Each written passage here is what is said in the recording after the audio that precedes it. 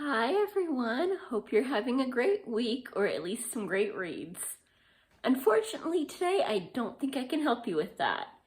The book I'm going to tell you about wasn't so much bad, but it was disappointing. Like there's nothing I can point to and go, really? How stupid do you think we are? But there also wasn't anything that just made me go, oh my god, this is awesome, I have to tell everyone to go read it now either. It was just it was there.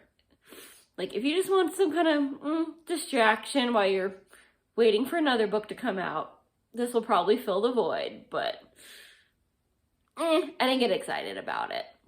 And the really disappointing part is it's an author that I've read before, and it's even part of a series that I've read before and actually told y'all about, but it didn't hit the mark.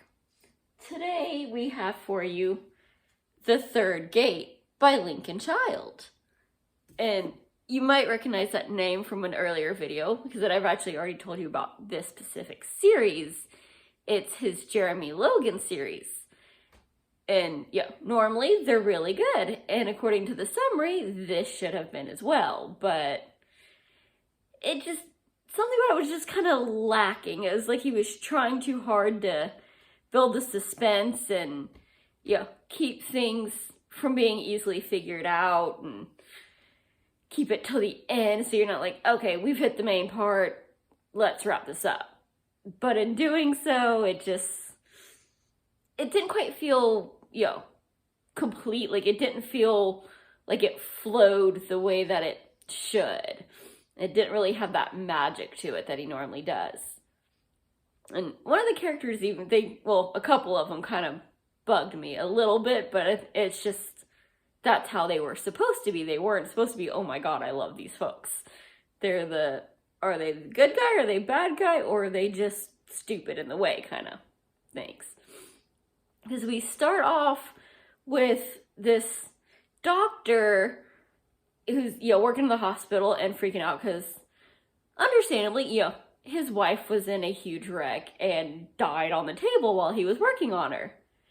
Don't get too sad. He does, come back. But it pushes him to open this center, basically studying what happened to her as, near-death experiences. And she is the key to the title of this book, The Third Gate, but I'm not going to tell you how because that does spoil one of the main fun points to this book. But the doctor's one of the ones that I don't particularly love. Like, okay, he's a doctor, he's in a hospital setting, he's trying to use, the jargon and seem realistic.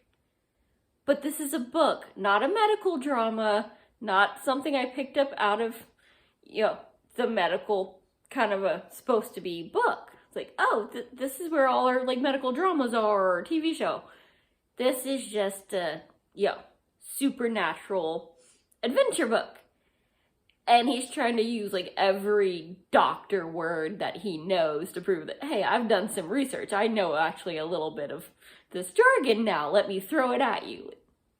Dude, right for your audience. You're usually better than this.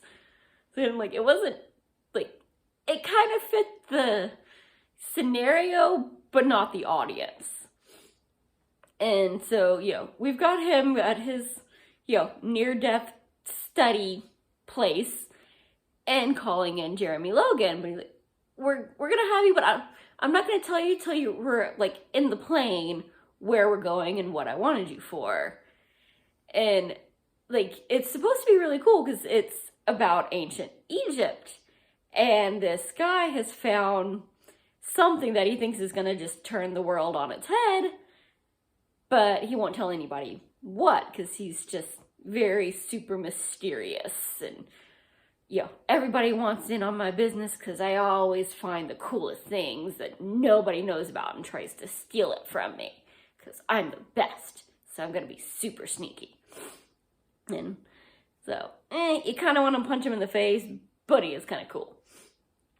And so, we've got Jeremy Logan getting flown out to this middle of nowhere, barely in Egypt, place because they found a tomb that predates all we think we know. It's like, hey, this is where all those traditions came from that they forgot about or that we don't understand.